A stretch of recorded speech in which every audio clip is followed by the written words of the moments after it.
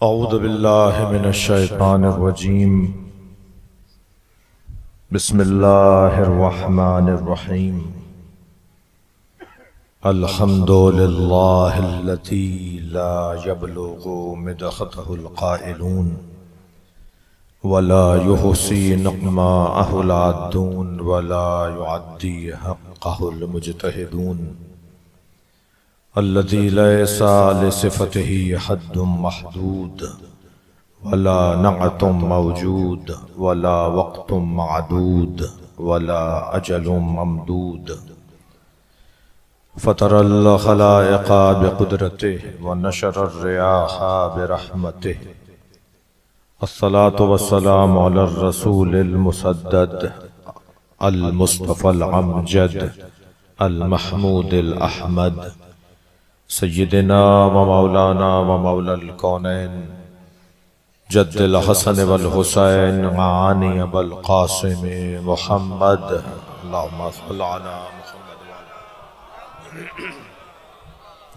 व आलिहि तय्यबीन अत्ताहिरीन अल मासूमीन अल्लज़ीना क़ाला अल्लाहु इन्नमा युरीदुल्लाहु लियुज़हिबा अन्कुमुर रिजसा अहलल बैत व युतahhirakum तत्हीरा।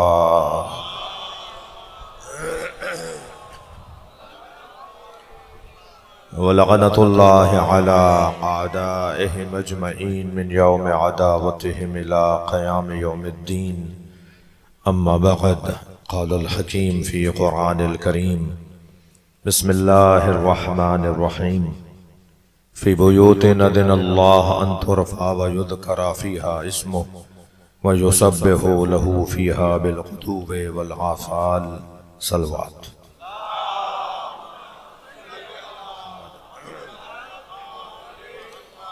इससे बुलंद सलवात दिया करते हैं। अल्लाहुम्मा सल्लि अला मुहम्मद।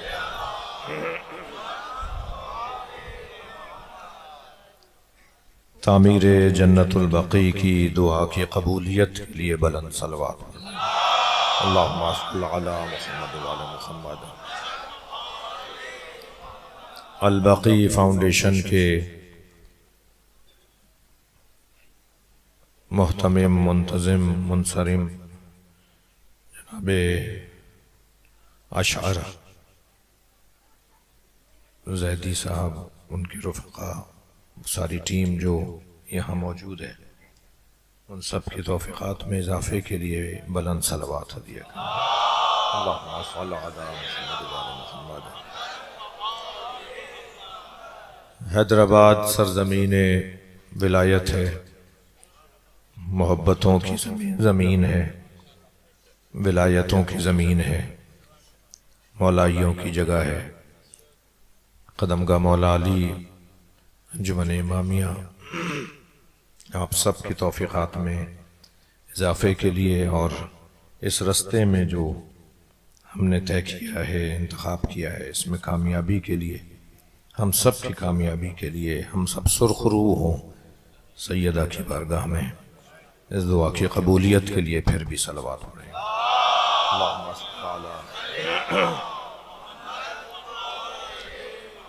मेरा वादा था और मेरे लिए एजाज़ है कि मैं इस सालाना बाहदफ बामकसद, यूँ तो हर मजलिस हमारी बामकसद है, मगर इस मजलिस में मकसदियत बहुत रोशन है और हम सब दो काम करने के लिए यहाँ जमा हुए हैं।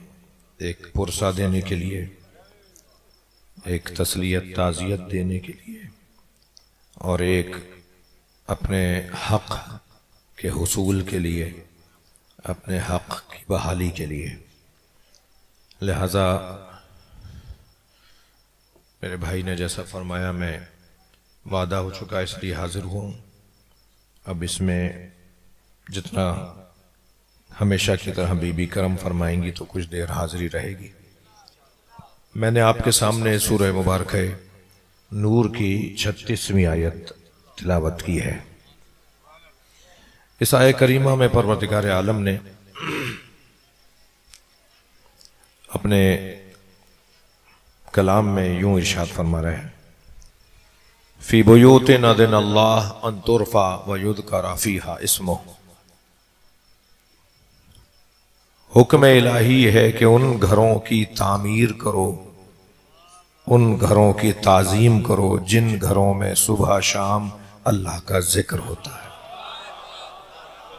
मैं कहता हूं मजलिस तो हो गई है, सलवात पढ़े जरा मोहम्मद वाल में। ये आयत ही हमारे मौक़िफ़ के लिए। हम कोई बात भी कुरान से हट कर नहीं करते। हमारे अकायद बहुत रोशन हैं, हमारे नजरियात बहुत वाज़े हैं। वो कोई और होंगे कि जिन्हें कुरान सूरह बकरा भी याद ना होता हो। हम उस घर से जुड़े हुए हैं जिस घर में कुरान उतरा है। लिहाजा हमारा कोई अकीदा ऐसा नहीं है जो कुरान और हदीस से हट कर हो, बल्कि ऐन कुरान और ऐन हदीस सही हमारा अकीदा है। एक मरतबा फिर आपकी तवज्जुह चाहूँगा, मजमा बहुत ज़्यादा है और भरपूर मजलिस है। मैं हमेशा सादिक भाई तशरीफ़ फरमा हैं, कदमगाह के ज़िम्मेदारान बैठे हुए हैं, हैदराबाद के ज़िम्मेदारान बैठे हुए हैं कि भरपूर मजलिस होती है इस मैदान के अंदर।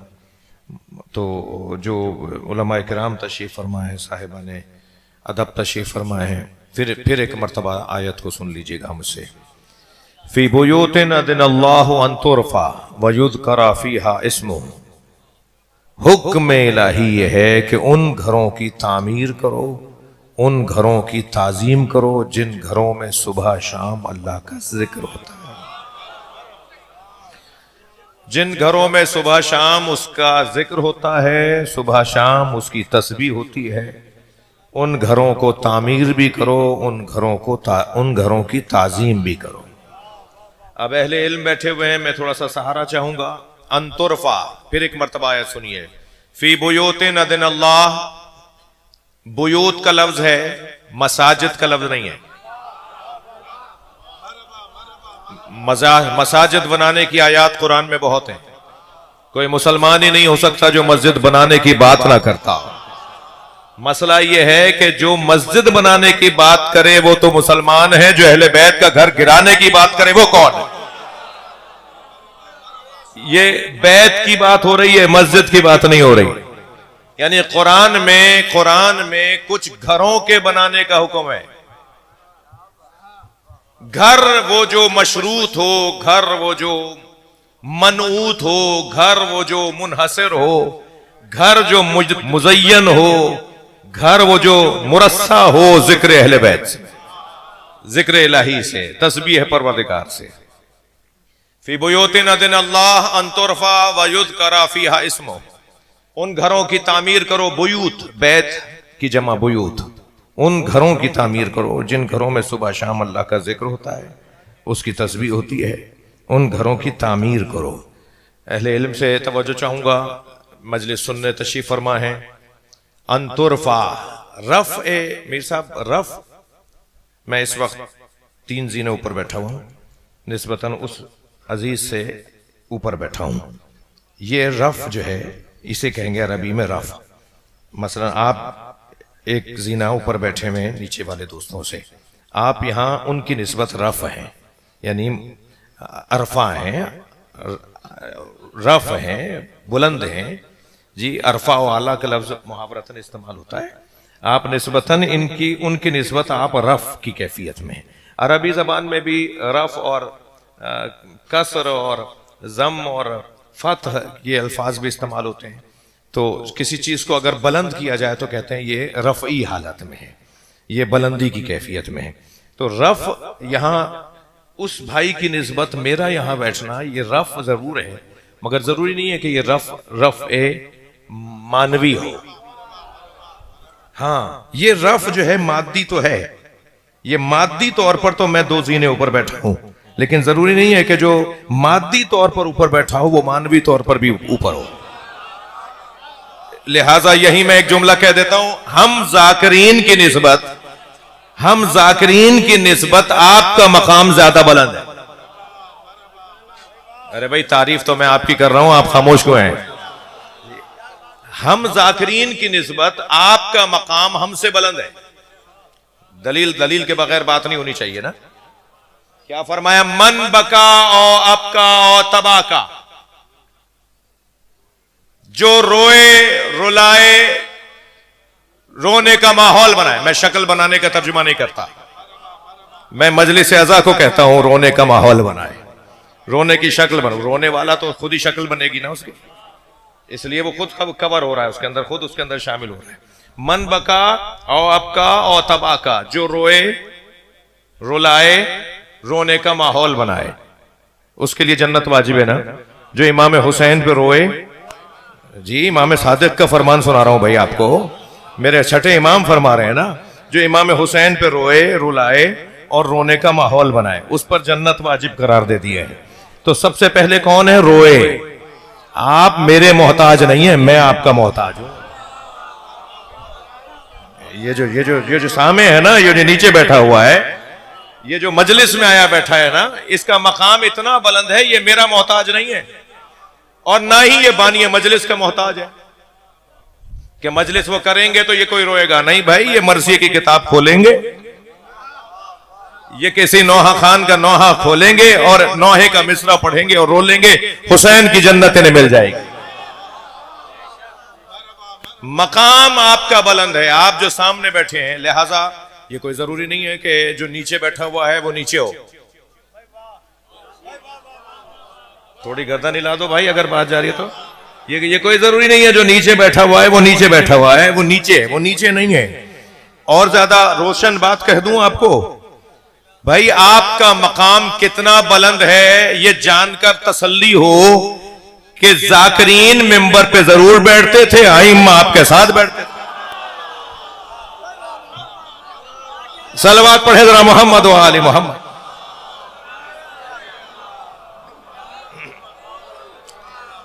तवज्जो है ना। ये जो रफ है, जो मैं इस वक्त बुलंदी पर बैठा हूं, ये रफ ए मादी है। जरूरी नहीं है जो रफ ए मादी का हामिल हो वो रफ ए मानवी का भी हामिल हो। तो बस रफ की दो किस्में हो गई, एक रफ ए मादी, किसी चीज का मादी तौर पर बुलंद होना, ठीक है। एक रफ ए मानवी है कि नहीं, मादी तौर पर तो बहुत बड़ी इमारत नहीं है, बहुत बड़ी चीज नहीं है, कोई चीज बनी भी नहीं है, लेकिन मानवी तौर पर उसका मकाम इतना बुलंद है कि बज़ाहिर वो जमीन पर बैठा है मगर अर्श वाले उसे सलाम करते हैं। ये मुमकिन है। अब रफ की आयत क्या कह रही है? फी बुयूतिन अज़नल्लाह अन तुरफ़ा व युज़करा फ़ीहा इस्मुहु, उन घरों की तामीर करो, उन घरों की ताजीम करो जिन घरों में सुबह शाम अल्लाह की तस्बीह होती है और उसका जिक्र होता है। यानी अब दो काम करने हैं, मादी तौर पर भी उन्हें तामीर करना है, यह है रफ़े मादी, और मानवी तौर पर भी उन्हें तामीर करना है, इसे कहते हैं ताजीम। यानी तामीर और ताजीम, बात रोशन है। कुछ घरों की तामीर भी करनी है, कुछ घरों की तामीर भी करनी है, कुछ घरों की ताजीम भी करनी है। घर कौन से हैं? जिन घरों में अल्लाह का जिक्र होता है, अल्लाह का जिक्र होता है। अगर किसी मस्जिद में अल्लाह का जिक्र ना हो तो उसे गिराने का हुक्म है, और अगर किसी घर में अल्लाह का जिक्र हो रहा हो तो उसे बनाने का हुक्म है। तो अहमियत का हामिल है अल्लाह का जिक्र। अगर जिक्र इलाही हुआ, ऐसा या नहीं हुआ, मस्जिद ज़रार का मतलब जिस घर को बनाया गया अल्लाह के जिक्र के लिए था, मगर उसमें अल्लाह के जिक्र के अलावा सब कुछ हो रहा था। तो अब अगर किसी घर में, किसी मस्जिद में अल्लाह के जिक्र के अलावा सब कुछ हो रहा हो तो वो अल्लाह का घर नहीं है, उसे गिराने का हुक्म दिया। नबी मुकर्रम को हुक्म आया, सरकार ने उसके ऊपर अमल किया। तवज्जो है, बात बहुत रोशन है। हुक्म इलाही है कि उन घरों की ताजीम और तामीर करो जिन घरों में अल्लाह का जिक्र सुबह शाम उसकी तस्बीह होती है। बनाने की बात है। अजीजों, ये मसला जन्नतुल बकी का, ये जहां, यानी मुझे आप इजाजत दीजिए, इख्तिलाफ और सोच मुख्तलिफ हो सकती हैं, मगर मुझे इजाजत दीजिए कि ये मसला दो जावियों से देखा जाए, दो जावियों से इसे देखा जाए। एक जाविया है मजहबी दीनी जाविया, और एक जाविया है सियासी और समाजी जाविया। वो जो दीनी और मजहबी जाविया है वो ये है कि अगर ये घर बाकी रहते, ये मज़ार बाकी रहते, ये मरकज अगर बाकी रहते, तो मुख्तसर अगर एक लफ्ज में कहूं तो फिर बहुत से लोग कहां रहते, फिर बहुत से लोग कहां होते, फिर बहुत सारे लोग क्यों होते, उनका वजूद क्यों रहता। वो असली चीज को, उस असली चीज को गिरा दो, उसे हटा दो, उसे खत्म कर दो, तो शायद उनके गुमान में यह था कि उनके लिए कोई जीने का और रहने का रास्ता बनता। मसला सियासी है, मसला मजहबी है। मजहबी जाविया यह है कि जिनके न बड़ों की विलादतों का पता, न जिनके बड़ों की मरने का पता कि कहां कैसे क्या हुआ। सलवात पढ़े जरा, मैं अर्ज करता हूं। नहीं, ये मैं कोई जज्बाती बातें नहीं कर रहा, बहुत ही सोच समझ कर बात कर रहा हूं, बहुत ही इंतहाई तज्जियाती गुफ्तगू करने की कोशिश कर रहा हूं, इंतहाई तज्जियाती गुफ्तगू करने की कोशिश कर रहा हूं। जिनका कोई पस मंजर ना हो, जिनके यहां कोई बड़ा ना हो जी, अगर आज हमारी वजह से किसी को बड़ा मान भी ले तो कल उसी के खिलाफ बात करेंगे।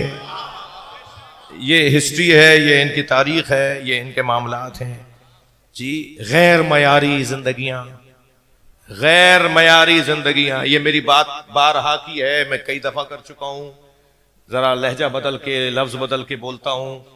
हर जगह एक ही आवाज, हर जगह एक ही पुकार, हर जगह एक ही मुतालबा। मेरिट पे तकर्रुरियां होनी चाहिए, मेरिट पे दाखिले होने चाहिए, मेरिट पे पार्टी टिकट्स मिलने चाहिए, मेरिट पे तबादले होने चाहिए, मेरिट पर मानना चाहिए। हम भी 1400 साल से यही कह रहे हैं, नबी के बाद मेरिट पे मानना चाहिए। जो गैर मयारी पेशवा रखने वाले कहां जाते अगर ये ना करते। उन्होंने अपनी उस कमजोरी को छुपाने के लिए कि हमारा तो कोई बड़ा है नहीं, ये एक सियासी मसला था। इस एतबार से सियासी और समाजी मसला था कि उनकी कब्र लोगों के लिए हादी है, उनकी जिंदगी लोगों के लिए हादी, उनका जीना हिदायत।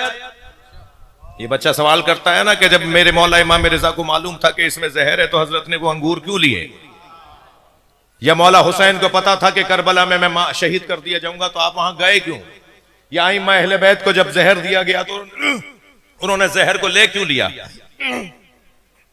उस जहर को ले क्यों लिया, क्या सबब था।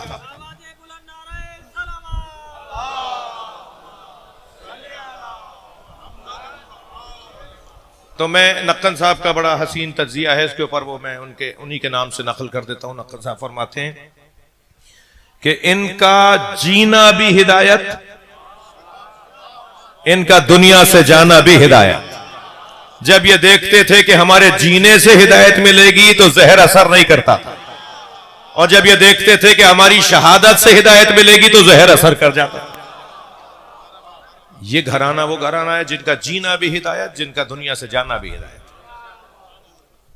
तो एक तो मसला समाजी मसला था, क्या करें, इनके पास तो कोई बड़ा है नहीं, इनके पास तो कोई अहम आदमी है नहीं, तो इन्होंने कहा नहीं, वो भी आसार मिटा दो, सारी चीजें मिटा दो। ये एक, लेकिन क्या ऐसा करने से ये मसले का हल था?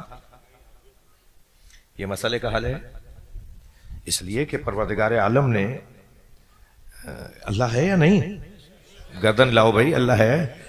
जब अल्लाह है ना तो उस अल्लाह ने ही ये ऐलान किया है, वयुरीदूना लियुत्फिउ नूरल्लाह बिअफ़वाहिहिम वल्लाहु मुतिम्मु नूरिही वलौ करिहल मुशरिकून। कुछ लोगों ने ये इरादा किया है कि वो अल्लाह के नूर को अपनी फूंकों से बुझाए, और अल्लाह तो अपने नूर को रोशन रखेगा चाहे काफिरों को बुरा लगता हो। अब मुझे एक जुमला और यही इसी आयत के ऊपर कहने दीजिए। अल्लाह ने अहले बैत के दुश्मनों की सारी ताकत को फूंक बोला है, इतना जलील किया है इनकी ताकत। युरीदूना लियुत्फिउ नूर अल्लाह बिअफ़वाहिहिम, फूंकों से सारी ताकत एक जगह जमा कर ले, तो इनकी सारी ताकत को अल्लाह ने फूंक बोला है, फूंक। इससे ज्यादा और जलील क्या करेगा अल्लाह अहले बैत के दुश्मनों को। अल्लाह का तबर्रा करने का तरीका भी अल्लाह का है। सलवात पढ़ ले जरा मोहम्मद व आले मोहम्मद।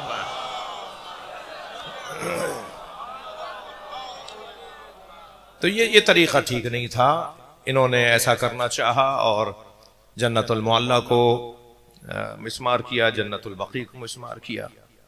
मैं आपसे तवज्जो चाहूंगा, तीन, मेरे अजीजों, मेरे बच्चों, जवानों, आपसे बात कर रहा हूं, तीन मसलकों को मुसलमानों के दरमियान बरतानवी सिफारत खानों ने ईजाद किया।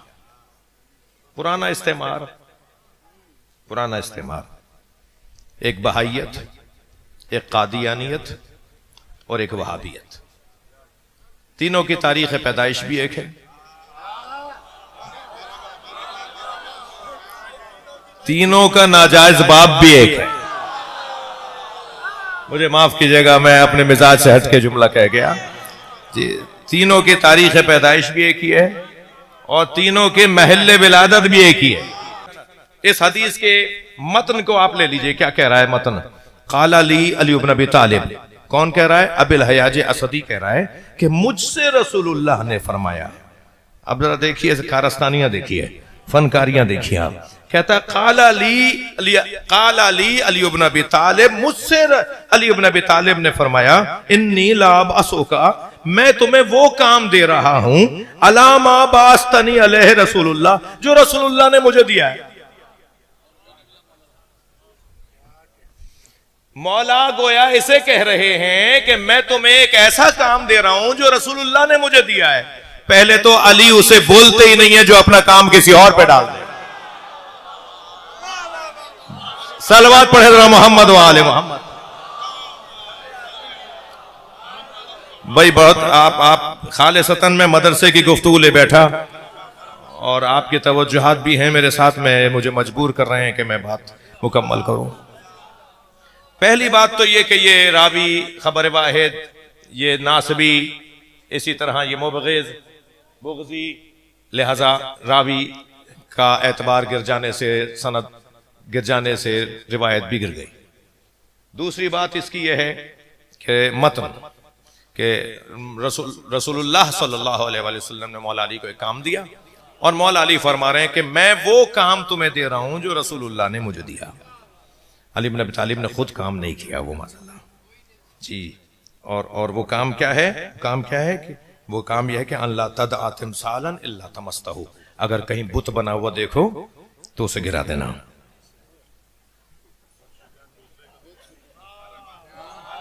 मैं चाह रहा था ना आप बोले जी, अगर कहीं बुत बना हुआ देखो, अरे भाई तुम्हारे अंदर के बुत अब तक नहीं टूटे। अली इब्न अबी तालिब का तो खासा ही यह है कि अली ने बुत गिराए। बुत गिराने के लिए आ गए थे ना बनी नजीर के लोग रसूलुल्लाह की खिदमत में कि हम आपके ऊपर ईमान लाना चाहते हैं, मगर तीन हमारी ख्वाहिशात हैं, तीन मुतालबात हैं। पहला मुतालबा तो यह है कि हमसे नमाज पढ़ने का ना कहा जाए। मैं आहिस्ता से कहता हूं कहीं ये किसी और का भी ना हो मुतालबा कि मौलाना ये हमारी तरफ से भी लगा दीजिए बात के हम जी या रसूलुल्लाह, हम मुसलमान होना चाहते हैं मगर हमें नमाज पढ़ने की हमसे ख्वाहिश ना की जाए। अच्छा, हजरत ने फरमाया और क्या ख्वाहिश है? क्या दूसरी ख्वाहिश यह है कि 1 साल तक बुतों की पूजा से हमें ना रोका जाए। अच्छा, सरकार ने फरमाया और क्या बात है भाई? तो कहने लगे कि 1 साल के बाद हमें जब बुतों से हम हाथ उठाएं तो हमें ना कहा जाए कि हम अपने हाथों से बुत तोड़ें। हजरत ने फरमाया तुम्हारी 2 बातें तो मुझे मानने की इजाजत ही नहीं है, ना मैं तुमसे नमाज को छुड़वा सकता हूं और ना तुम्हें 1 लम्हे की इजाजत दे सकता हूं कि बुत की पूजा करो। हाँ, तीसरी बात को मैं मान लेता हूं, हमारे पास तोड़ने के लिए अली मौजूद है। तो ये कौन सी बात हुई कि मौला फरमा रहे हैं कि बुत तोड़ने के लिए नबी ने मुझे कहा था और अब मैं बुत तोड़ने का काम तुम्हें दे रहा हूं। इल्ला तमस्तहु वला कब्रन मुशरफन, और नबी ने मुझे ये काम दिया कि अगर बुत नजर आए तो गिरा देना, और नबी ने मुझे काम दिया कि अगर कोई कब्र देखो जो बहुत बड़ी बनी हुई है तो क्या करो, इल्ला सव्वैतहू, उसे बराबर कर देना। इस मेरे साहब इससे भी मैंने इस्तेफादा किया है। यहां अगर हम कुछ देर के लिए सल्लमना फर्ज मुहाल को फर्ज कर रहे हैं, हम ये मान भी लें कि ये सरकार ने सरकार से फरमाया, तो यहां तो उल्टा कब्र बनाने की बात हो रही है। वला कब्रन मुशरफा, किसी कब्र को गैर मामूली अंदाज से देखो तो उसके मुताबिक कर देना जैसा साहिब कब्र है। यहां सव्वैतहू से मुराद उसके मुताबिक ले आना जैसा है। अगर वो इस काबिल ही नहीं है कि उसकी कब्र को बुलंद बनाया जाए, मजार बनाया जाए, तो उस मजार को गिरा देना, और अगर वो मजार के काबिल है तो उसे मजार रहने देना। ये एक इस रिवायत को इन्होंने इब्न तैमिया ने नकल किया है अत-तवस्सुल वल वसीला के अंदर। अच्छा, मेरे ख्याल से ये काफी है कि जिसने नकल किया है कि वो क्या चाहते थे।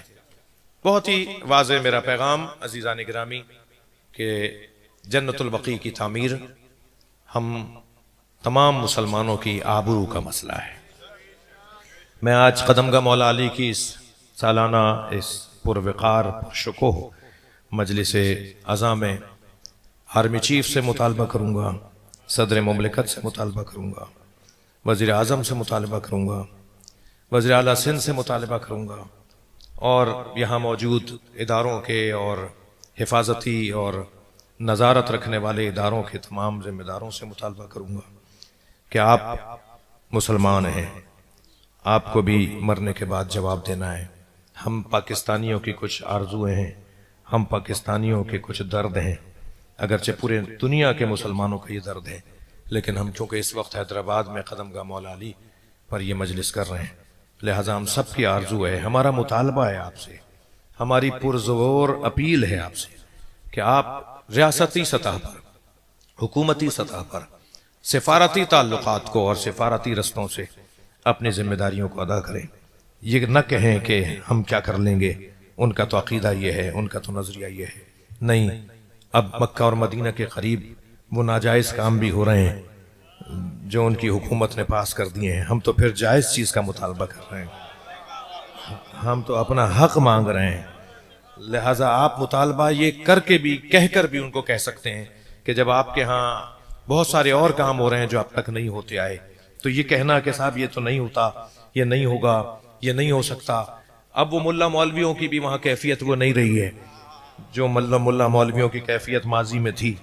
लिहाजा मैं आपके तवस्सुत से, अपने इस मोहतरम मजमे के तवस्सुत से जिम्मेदारों से अपील कर रहा हूँ, और यहाँ आज की करारदाद के अंदर भी यकीनन इस बात का अगर कोई एहतमाम है तो बहुत अच्छा है, वरना एक तहरीरी तौर पर भी इस तरह की तहरीर रवाना होनी चाहिए कि हम मुतालबा करते हैं कि जन्नतुल बकी को, और ये बहुत वाज़े तौर पर कहना चाहते हैं। मैं कोई ज़्यादा बात करने का आदी नहीं हूँ, बहुत तोल के सोच के बोलने का आदी हूँ, लेकिन बहुत ही इत्मीनान के साथ कह रहा हूँ कि हम अपने मादी वसाइल को अपने ऊपर खर्च करने के बजाय उन सब पैसों को जमा करके सैयदा के मज़ार की तामीर के लिए हर चाहने वाला अपने अपने हिस्से की एक ईंट ज़रूर देगा।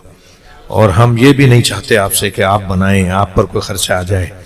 ये तमाम दुनिया के शियाने हैदर कर्रार, सैयदा के बच्चों के मानने वाले ये मज़ार खुद अपने खर्चे से बनाएंगे और शान से बनाएंगे, और ऐसी ज़री बनाएंगे कि हम मदीना मुनव्वरा की इस सैयदा की ज़री को जब देखने जाएंगे तो हमें करबला याद आएगी, हमें इमाम हुसैन का रोज़ा याद आएगा। उस शान से इमाम हुसैन का रोज़ा तामीर, बीबी का रोज़ा तामीर होगा, चार चार इमामों के रोज़े तामीर होंगे, और तमाम आइम्मा बकी के मज़ारात के साथ वहाँ जो 10,000 सहाबा किराम की खबरें हैं, जैसा कि मेरे भाई ने कहा, वहाँ अज़वाज रसूल की खबरें हैं, वहाँ उम्महातुल आइम्मा की खबरें हैं, वहाँ उम्महातुल अहले बैत की खबरें हैं, वहाँ मेरे बच्चों जवानों आपको पता हो कि वहाँ जनाबे शहरबानों की खबर भी है, वहाँ जनाबे रबाब की खबर भी है, वहाँ इमाम हुसैन की, इमाम ज़ैनुल आबिदीन की मादर गिरामी की खबर भी है। मुझे तौफीक हुई कि मैं जब हज के लिए गया तो जन्नतुल बकी का जो सदर दरवाज़ा है उससे जब आप जाएंगे अंदर तो सीधे हाथ की तरफ आइम्मा बकी की कब्रें हैं। जनाब ज़हरा की कब्र है, हाँ इमाम जाफर सादिक की कब्र है, इमाम मोहम्मद बाक़िर की कब्र है, इमाम ज़ैनुल आबदीन की कब्र है, इमाम हसन मुज्तबा की कब्र है। और जब आप दूसरी जानिब जाएंगे, उल्टी तरफ जाएंगे, बाहिनी जानिब जाएंगे, तो थोड़ा सा आगे जाएंगे तो ग्रिल के साथ साथ जब चलते हुए जाएंगे तो कुछ फासले पर 2 या 3 ग्रिलें छोड़कर तो एक कब्र आपको ज़ियारत करने के लिए उस पे हाजिरी होगी आपकी, और वो कब्र है मादर अब्बास की कब्र, हज़रत अब्बास अलमदार की मादर गिरामी। मैं हज़रत उम्मुल बनीन की कब्र अथर पर खड़ा था, बीबी को सलाम कर रहा था कि जन्नतुल बकी के सदर दरवाजे से लुबनानी हाजियों का एक काफिला दाखिल हुआ और वो एक नौहा पढ़ते हुए अंदर आ रहे थे। वो नौहा पढ़ते हुए अंदर आए थे और वो बीबी की कब्र की तरफ बढ़ रहे थे, और बढ़ते हुए वो एक नौहा का मफहूम ये था कि ऐ मादर अब्बास तुम्हारी कब्र तो मिल गई, हमें मादर हुसैन की कब्र का पता बता दो। अजरुकम अल्लाह, अजरुकम अल्लाह, आवाजें बुलंद हो गई। अल्लाह आपको कब्र जनाब ज़हरा की ज़ियारत का शरफ अता करे। जो जहां बैठा है अपनी आवाज को आजाद करेगा। अज़ादारो, अभी मैं जब मेरे भाई तकल्लुम पढ़ रहे थे तो मैं देख रहा था मुसलसल आज रोशनियों का इजाफा भी है जी, और बहुत ज्यादा एहतमाम भी हर साल की तरह है और सजा कर मजलिस हो रही है। लेकिन जब ये मैं देख रहा था ना तो एक ख्याल बार बार जहन में आ रहा था कि यहाँ हजरत मौला अली के कदमगाह पर कितनी रोशनियां लगी हुई हैं, लेकिन सलाम हो इमाम हसन मुज्तबा पर, इमाम हसन की कब्र पे कोई चिराग जलाने वाला नहीं है। अजरुकम अल्लाह, इमाम ज़ैनुल आबदीन की कब्र पर कोई चिराग रोशन नहीं हो रहा। आज की रात भी इमाम जाफर सादिक, कितने चाहने वाले जाफरी बैठे हुए हैं, कितने जाफरी आए हुए हैं, कितने इमाम जाफर सादिक की फ़िक़्ह पर अमल करने वाले बैठे हुए हैं, लेकिन इमाम जाफर सादिक की कब्र पर आज भी चिराग नहीं है। मगर अज़ादारों, एक जुमला और कह दूं, अभी तो रात का वक्त है ना, मैं तो रोशनियों की बात कर रहा हूं। जैसे ही ये रात तमाम होगी तो धूप आएगी और इन कब्रों पर कोई सायबान भी नहीं है, इन कब्रों पर कोई साया भी नहीं है। ये सारा मजमा आज मौला से अपने अहद करने के लिए आया। मौला, जैसे ही हमें मौका मिलता है हम आपका मजार बनाने के लिए एक एक फर्द अपनी जगह मुजाहिद बनकर अपने किरदार को अदा करेगा। अज़ादारो, मैं बस एक मंजिल और लेकर आपसे इजाजत चाहूं। नौखानी होनी है, मातमदारी होनी है, भरपूर पुरसा होना है, भरपूर पुरसा होना है। अज़ादारो, इस घराने के साथ क्या हुआ जरा गौर तो करें। पंजतन के 5 जनाजों का हाल सुनाऊं आपको। पंजतन के 5 जनाजों के साथ क्या गुजरा है। सुन्नी शिया मजमा बैठा है, नबी के जनाजे में 11 लोग थे, सरकार के जनाजे में 11 लोग थे। उम्मत को एतराज हुआ कि अली ने हमारा इंतजार नहीं किया, नबी को दफना दिया, नबी को कब्र के हवाले कर दिया। मौला अली ने फरमाया, मैं अहले बैत हूं, मेरे ऊपर जिम्मेदारी थी कि मैं गुस्ल कफन देके नबी को कब्र के हवाले करता। मगर इस घर के अंदर 95 दिन के बाद या 75 दिन के बाद दूसरा जनाजा हुआ अहले बैत का, जो जहां बैठा है पुरसा देगा। पहला जनाजा नबी का जनाजा है, 11 लोग थे नबी के जनाजे में। फिर नबी के घर में, अहले बैत के घर में दूसरा जनाजा 95 या 75 दिन के बाद जनाब ज़हरा का जनाजा हुआ है। सुनेंगे, 4 लोग हैं जनाजे में। रात की तारीकी में सैयदा, अजरुकम अल्लाह, रात की तारीकी में सैयदा का जनाजा दफनाया गया। फिर उम्मत को एतराज हुआ कि हमें अहले बैत ने अपने घर के जनाजे में नहीं बुलाया, तो इस घर के अंदर अज़ादारों तीसरा जनाजा हुआ है। तीसरा जनाजा हुआ है मौला अली का जनाजा। मौला अली का जनाजा, इस घर में पंजतन का तीसरा जनाजा।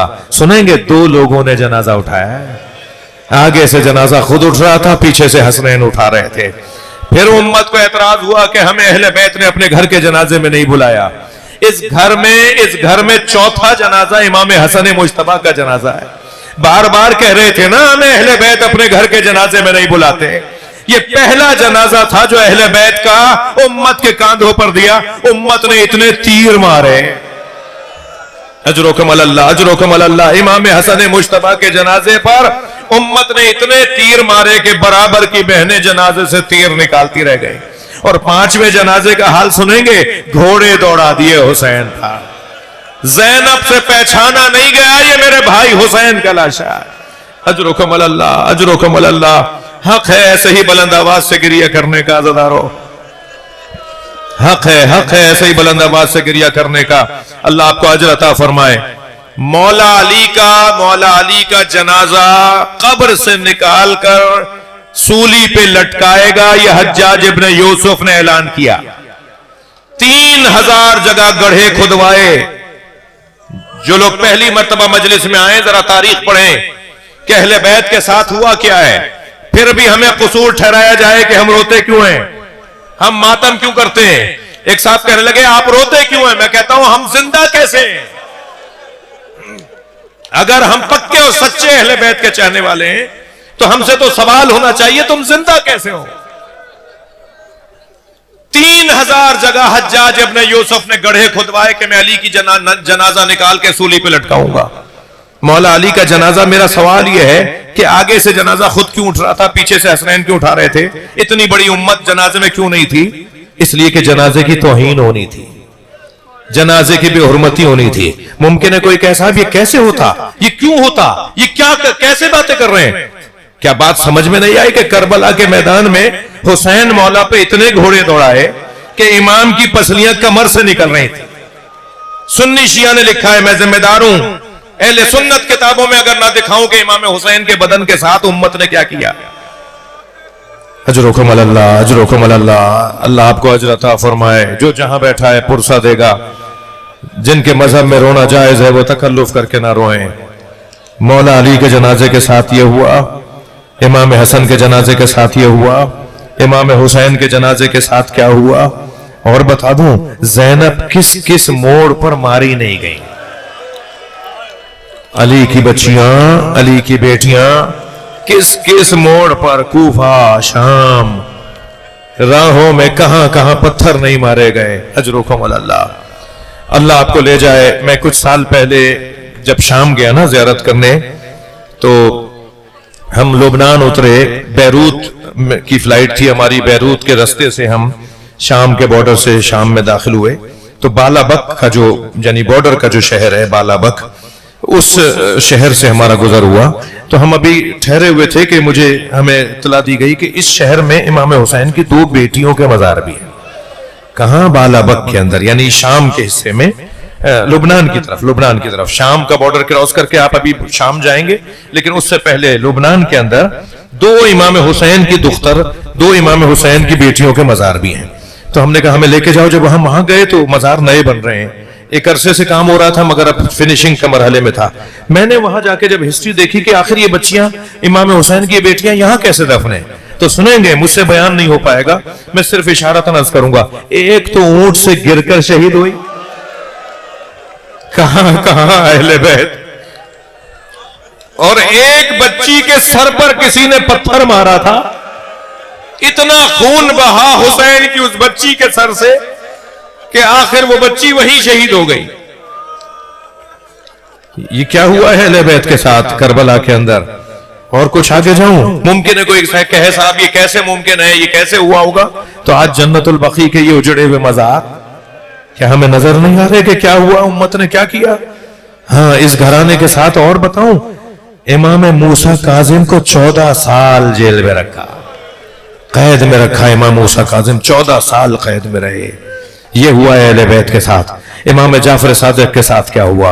इमाम रजा को जहर दे दिया गया, इमाम मोहम्मद तकी को जहर दे दिया गया, इमाम अली नकी अलैहिस्सलाम को जहर दे दिया गया, इमाम अस्करी अलैहिस्सलाम को जिंदान में रखा गया।